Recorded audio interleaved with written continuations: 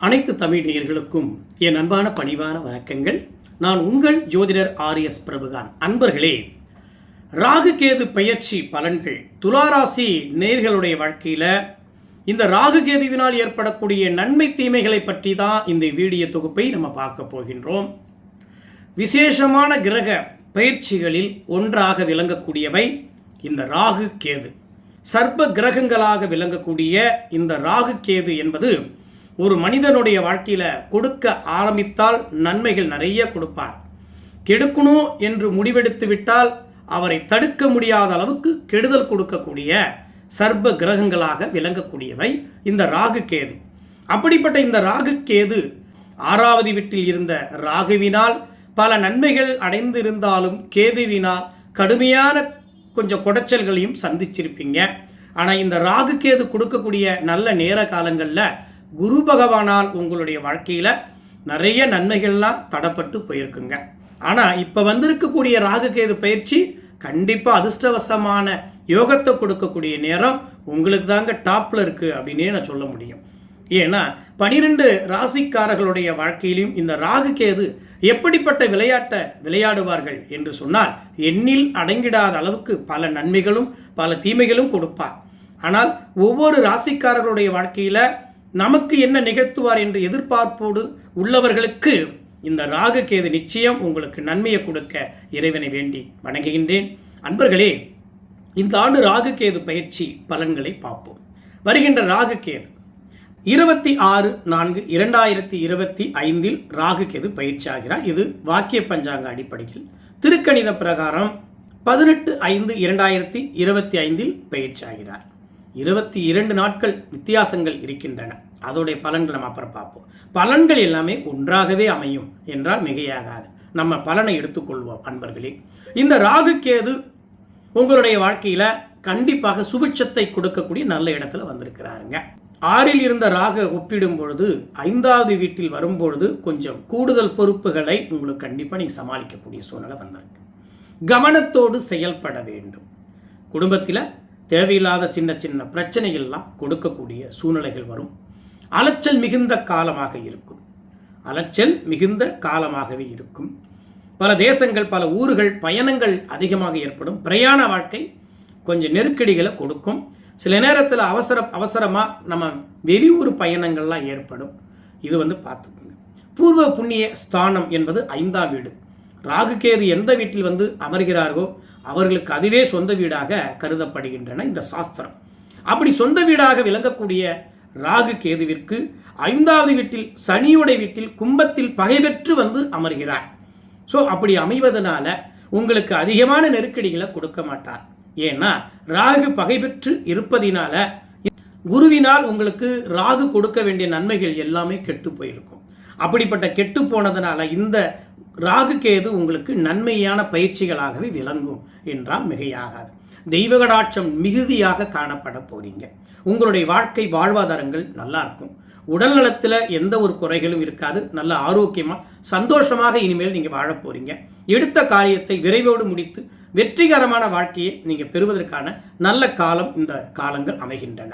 அடுத்த 1.5 வருட காலங்கள், அதாவது 2026 8 வரைக்கும் நீங்கள் வச்சுக்கலாம். அந்த 1.5 வருட காலங்கள் உங்கள் வாழ்க்கையில் ஐஸ்வர்யத்தோட சகல சௌபாக்கியத்தோட உயர்ந்த கௌரவம் மதிப்பு மரியாதை போற்றக்கூடிய வகைகளில் இந்த வாழ்க்கை அமைய போகின்றன. கணவன் மனைவிக்குள்ளே இருந்த சின்ன சின்ன கருத்து வேறுபாடுகள் விலகி கணவன் மனைவிக்குள்ள நல்ல அன்பும் அந்நியமுன்னியும் பெருகும். குழந்தைகள் மாணவ மாணவிகள் கொஞ்சம் கூடுதல் கவனத்தோடு இருக்க வேண்டும். அதாவது மாணவ மாணவிகள் 5ஆம் வீடு என்பது பூர்வ புண்ணிய ஸ்தானம். உங்களுடைய குழந்தைகளாக இருந்தாலும் குழந்தைகள் மீது கூடுதல் பொறுப்பு எடுக்க வேண்டும். குழந்தைகள் வண்டி வாகனத்தில் போகும்பொழுது கொஞ்சம் பார்த்து பயணம் செய்ய வேண்டும். ஏன்னா ராகு என்பவர் கொடிய கிரகமாக இருப்பதினால அவர் சனியுடைய வீட்டில் அமைவதனால இரத்த அழுத்தங்கள், அடிபடுதல், புண்ணு, கைகாலில் குறைபாடுகள் வர்றது, இப்படிப்பட்ட சில பிரச்சனைகள்லாம் இந்த ராகு கேது கொடுப்பார். கண்டிப்பாக இப்படிப்பட்ட காலநிலைகளில் இருப்பதினால ராகு கேதுடைய குறைகள்லேருந்து விடுபடணும்னா, அதாவது துர்க்கை அம்மன் வழிபாடு எடுப்பது ரொம்ப நல்லது.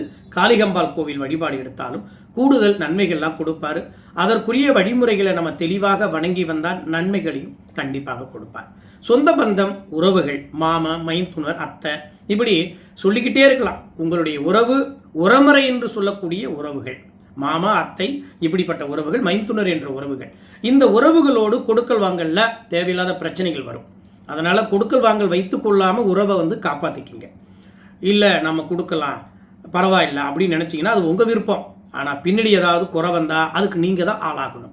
இல்லைன்றா ஒரு நாள் வலி, கொடுத்துட்டா பல நாள் வலி என்பது பழமொழி.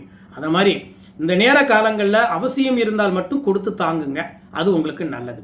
அதேமாரி நீங்கள் உறவுக்காரங்கள்ட்ட ஏதேனும் பணம் வாங்கி உதவிகள் பெற்றீங்கன்னா இந்த காலகட்டங்களில் கொஞ்சம் கூடுதல் நெருக்கடியாக இருக்கும். ஆனாலும் உங்களுக்கு அந்த நெருக்கடியை கொடுக்க மாட்டார்.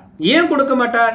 ராகுகேது உங்களுக்கு, ராகு பகவான் 5வது வீட்டில் வருவதனால பணம் நெருக்கடியை கண்டிப்பாக உங்களுக்கு கொடுக்க மாட்டார். அதுபோன்று குரு பகவான் உங்களுக்கு 9வது வீட்டில் சஞ்சாரம் செய்வார் 1 வருஷம். அப்போ பொருளாதார ரீதியிலையும் பண வரவுகளும் உங்கள் மன நிறைந்து பைய நிரப்பும், உங்கள் வாழ்க்கை வசந்தமாக தானே இருக்க போகுது. அப்போ கூடுதல் உங்களுக்கு நன்மைகள் தான் கிடைக்க போகின்றன. அதனால் நீங்கள் கவலைப்படணுன்ற அவசியங்களே இல்லை அன்பர்களே. உங்களுக்கு நட்பு வட்டாரங்களால் இதுக்கு முன் தடைப்பட்ட விஷயங்கள் கைகூடி வரும். உத்தியோகத்தில் உள்ளவர்கள் உத்தியோகத்தில் உயர்ந்த நிலை அந்தஸ்து அடைவதற்கான வாய்ப்பு உண்டு. வேலை தேடி உத்தியோகத்துக்காக எதிர்பார்த்து காத்திருக்கக்கூடிய அன்பர்களுக்கு, பெண்களாக இருந்தாலும் ஆண்களாக இருந்தாலும், நிச்சயமாக இந்த ஆண்டு உங்களுக்கு கம்பல்சரி உங்களுக்கு உத்தியோகம் கிடைக்கும். மனநிறைந்த சந்தோஷமாக உத்தியோகத்தில் போய் அமர போகிறீங்க. மகிழ்ச்சிகரமான ஒரு லைஃப், உங்கள் லைஃப்பை இம்ப்ரூவ்மெண்ட் பண்ண போகிறீங்க. அப்பாடா இனிமேல் நிம்மதியாக வாழ போகிறேன்டா, நம்ம கஷ்டங்கள்லாம் தீர்ந்துருச்சுடா அப்படின்னு சொல்கிறோம் பார்த்தீங்களா, அப்படிப்பட்ட ஒரு நல்ல நேரம் தான் இப்போ உங்களுக்கு வந்திருக்கு.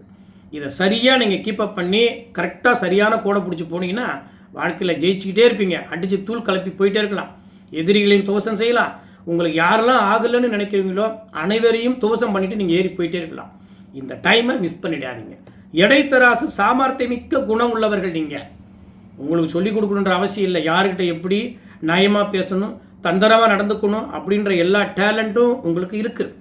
அதை நீங்கள் சரியான முறையில் கீப்பப் பண்ணி பயன்படுத்தி வாழ்ந்தால் உங்கள் வாழ்க்கை நல்லாயிருக்கும். அதே போல் லாபஸ்தானத்தில் கேது வந்திருக்காருங்க. 11வது வீட்டில் கேது வந்தால் பல நன்மைகள் ஏற்படும். தெய்வ கடாட்சம் நிறைந்து வாழ போகிறீங்க. லக்ஷ்மி கடாட்சம் அருள் கிடைக்க போகின்றன.